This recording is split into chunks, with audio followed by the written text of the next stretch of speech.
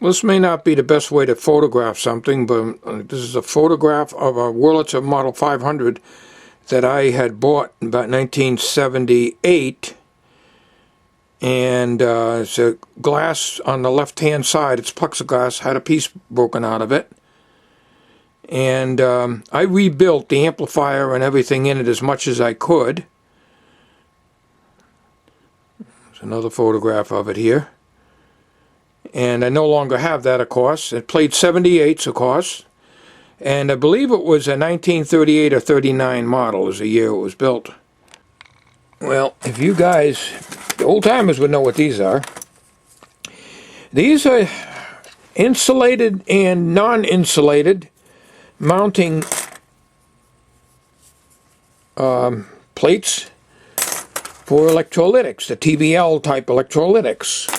And each time we buy a new electrolytic, they'd come in a box with one of these. I'd save them all, because a lot of the electrolytics that I replaced in televisions were directly fastened right to the chassis, so I didn't need these. But these came in the box, so I just accumulated them.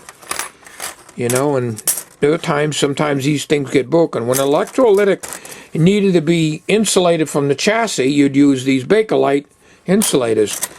On the other ones, these are metal, and therefore they wouldn't necessarily be any concern for insulating off the chassis. So the metal ones would be used, and they had different sizes. Some of the ones are smaller, like this, compared to the others. The holes are closer together. The smaller type of electrolytic, smaller in diameter. So that's what these things are for. Over here, back in the days when I could see, this is my film splicing and tape splicing equipment. This is for repairing reel-to-reel tapes and cassettes. And there's some extra hardware for the tape repaired unit. These are splicing tapes for movie film.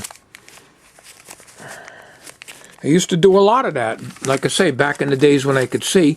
This here is leader material. This is for reel-to-reel, and it's used as leader. And some of it was even conductive to operate the automatic shut-off mechanism in certain types of recorders.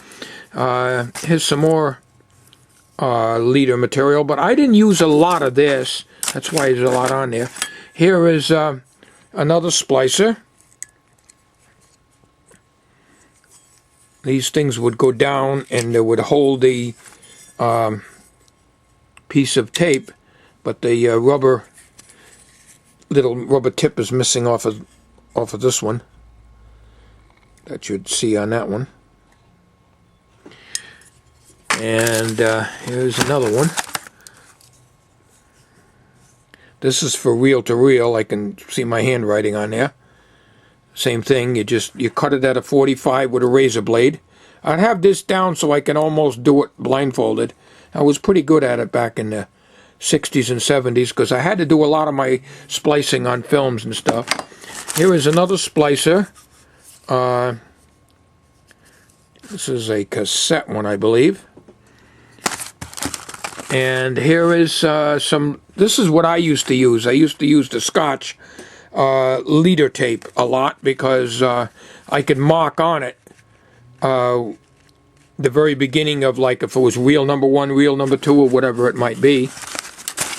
And this is the splicing tape you use. Now, a few weeks back I pulled off a piece of this and there's no adhesive left on it whatsoever. So this stuff pretty well dead. But this is what we used to use. I don't even know if you can get this anymore. Made by Scotch. So I guess you have to use Scotch tape now if you can't buy this stuff. I have no idea. Well, I picked these up at a ham auction, 15 years ago probably. These are single outlets, 15 amp of course. And they come in handy for applications where you only need one outlet. Like, for instance, a dim bulb tester. You'd really only use one outlet. You can use a duplex, but these come in handy for that purpose. And Well, just another one of my, these are all brand new, of course. And this is just another one of my collections, in addition to some older hardware here that I've accumulated throughout the years, a lot of which I found in the dumpster at work when I was allowed to pick in the dumpster at work. And they'd renovate a room or something at work. You could see the paint on it. And, you know, then you get a good heavy switch out of it. Nothing wrong with it, just old, that's all. And these were all in, you can see the paint on it, so these were all used in applications. This particular one is a three-way switch. Of course, my country record collection, which is just a very small amount of my country record collection,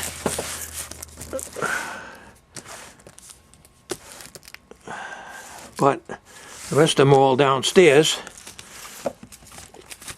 But I don't have a turntable anymore at the house, so there's a lot of these things I haven't heard in years. Here is a voltmeter that I got off of a surplus piece of equipment back in the late 60s. Here's another one of them meters that I showed you earlier on the video. Surplus meters. I can't read that. I don't have a magnifying glass up in the shop anymore. All my stuff's put away. I don't even know what the heck this is. It looks like a bulb of some kind, but it has a tube base on it. 8-pin.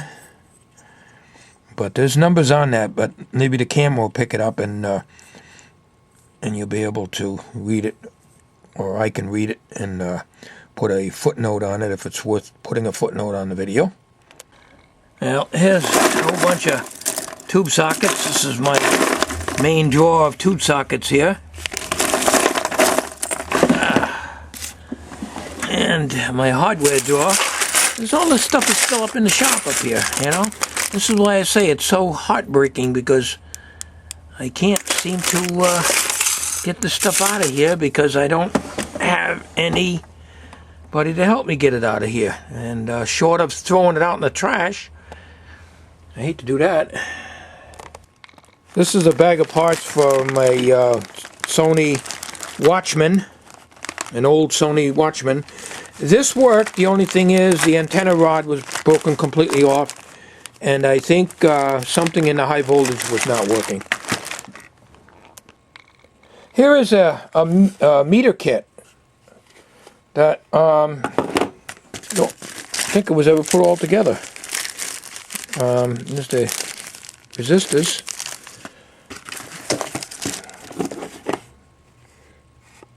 An Archer kit, which was made by Radio Shack.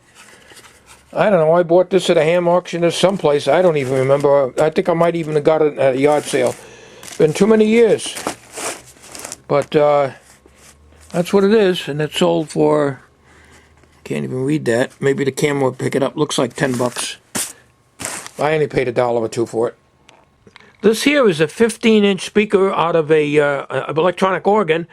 I paid $3 for this at a ham auction, I would say probably about 10 years ago or so. And the blue thing that you see in the back here, that you just saw, that housed this speaker over here, which is an 8-inch. But I don't know, maybe they used it as a mid-range, I don't know. It looks like a ordinary 8-inch speaker to me. And I make sure I don't make a hole in the speaker cone by trying to hang it up, not seeing what I'm doing.